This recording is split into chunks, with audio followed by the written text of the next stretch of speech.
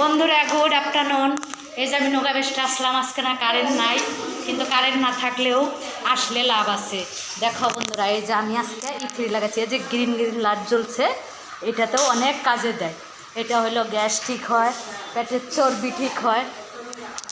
তো মিষ্টি ম্যাম কই? হ্যাঁ, তারপরে